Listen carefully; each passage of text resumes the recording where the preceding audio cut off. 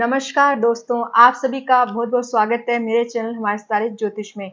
मैं डॉक्टर कौशल्या बहार आज आपके लिए कुछ विशेष लेकर आई हूँ। आज का जो हमारा टॉपिक है वो है गुरु का आशीर्वाद किसके साथ। गुरु वैसे तो जहाँ पर भी दृष्टि डालते हैं कुंडली में वहाँ पर हम ऑलवेज ब्लेस्ड ही रहते हैं।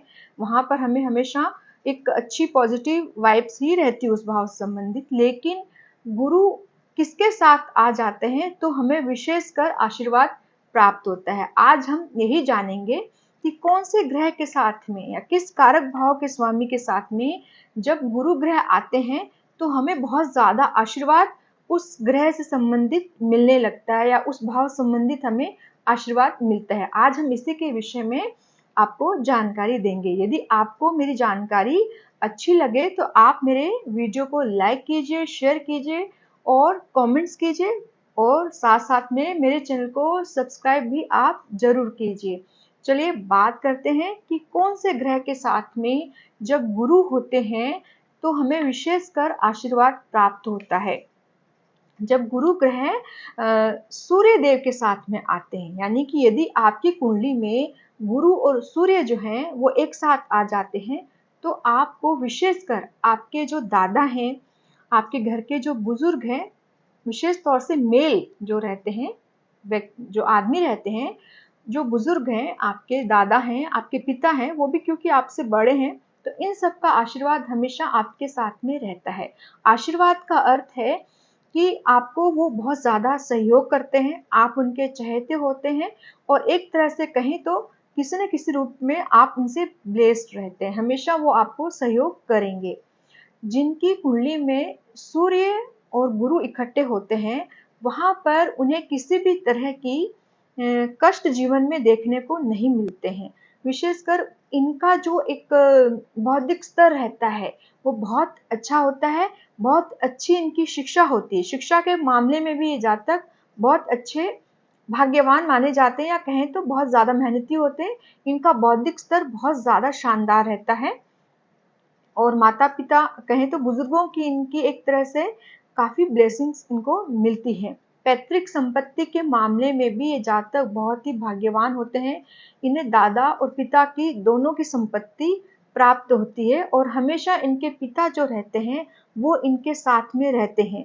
ऐसे व्यक्ति धर्म कर्म से जुड़े रहते हैं, मतलब अपने धर्मों का या कहें तो उनका जो भी नैतिक धर्म है इसका भी वो पालन ऐसे जातक बहुत अच्छे से करते हैं। तो जहां पर गुरु के साथ में सूर्य आ जाते हैं वहां पर ऐसे व्यक्ति को अपने दादा का, अपने पिता का और उनके जो परिवार में जो बड़े हैं उन सब का आशीर्वाद उसके ऊपर हमेशा बना रहता है। अब दूसरी बात है कि जब गुरु के साथ में चंद्रमा आते हैं, जब गुरु के साथ में चंद्रमा आते हैं वहां पर व्यक्ति को अपनी माता का आशीर्वाद विशेषकर प्राप्त होता है।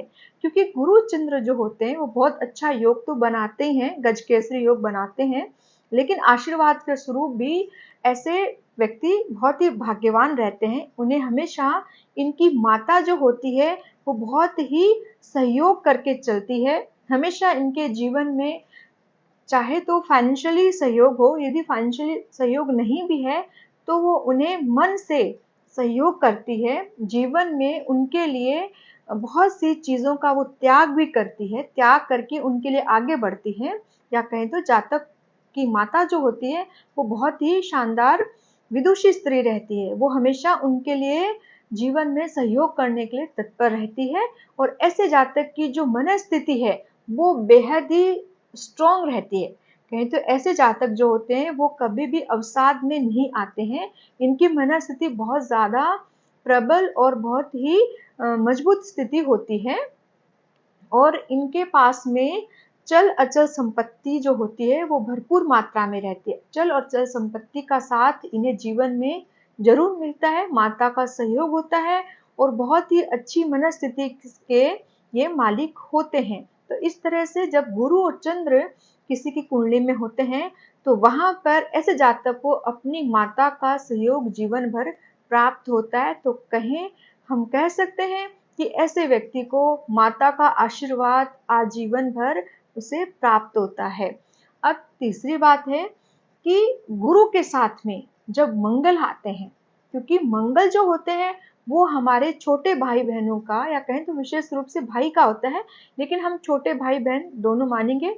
यहाँ पर छोटे भाई बहन आशीर्वाद तो व्यक्ति को नहीं दे सकते क्योंकि वो उससे बड़ा होता है, लेकिन सहयोग उसे जरूर प्राप्त होता है। ऐसे जातक या ऐसे व्यक्ति जो होते हैं जिनकी कुंडली में गुरु और मंगल इकट्ठे होते हैं, वो व्यक्ति सहोदर के मामले में, मतलब भाई बहन के मामले में, सिबलिंग्स के विषय में बहुत ही ज्यादा भाग्यशाली होते हैं। इनके जो भाई बहन होते हैं वो इन्हें बहुत ही अच्छा सहयोग देते हैं। उन्हें चाहिए फाइनेंशियली सपोर्ट चाहिए तो वो सपोर्ट भी देंगे, काम से संबंधित भी कार्य का उन्हें विशेष सहयोग देते हैं। किसी भी तरह का सहयोग हो तो ऐसे में ऐसे जातक को उसके भाई बहन जरूर सहयोग देते हैं। ऐसे भाई बहनों में अक्सर बनती है, उनके साथ में बिगड़ती नहीं है। वैसे तो अक्सर देखा जाता है कि भाइयों की आपस में नहीं बनती। बहुत सारे ऐसे कुंडलियां आती है जहां पर भाई एक दूसरे की कहते हैं कि हमारी आपस में नहीं बनती है, लेकिन जहां पर मंगल और गुरु की इकट्ठे आते हैं जिस जातक की कुंडली में, वहां पर भाई के साथ में ऐसे व्यक्ति की या बहन के साथ में ऐसे व्यक्ति की जरूर बनती है जो उनसे छोटे होते हैं। उनके साथ में इनका बहुत ही अच्छा संबंध रहता है। वैसे गुरु के साथ में जब मंगल आते हैं तो थोड़े मंगल जो होते हैं वो आपको थोड़ा सा शरारती भी बनाते हैं। ऐसे लोग थोड़े शरारती होते हैं और थोड़े से तुनक मिजाजी भी होते हैं, जल्दी से इनको क्रोध आ जाता है, लेकिन गुरु इन सब चीजों को संभालता है। वो बहुत ही वैसे बुद्धिमान किस्म के व्यक्ति होते हैं और जमीन से जुड़े हुए कार्य करते हैं, मतलब जमीन के सौदे इनके लिए फलदायी होते हैं। फूड चेन से भी जुड़े ऐसे लोग होते हैं। इनका मंगल बड़ा प्रभावी हो जाता है क्योंकि गुरु ग्रह के साथ में जब मंगल आता है तो व्यक्ति की पराक्रम में एक तरह से बहुत ही एडवाइजरी किस्म का पराक्रम हो जाता है। तो आज हमने जाना कि गुरु का आशीर्वाद किसे प्राप्त होता है, क्योंकि जब आशीर्वाद प्राप्त होता है तो उस भाव से संबंधित जो कारक तत्व हैं वहां पर शुभता प्राप्त होती है, वहां पे एक अच्छी सोच प्राप्त होती है।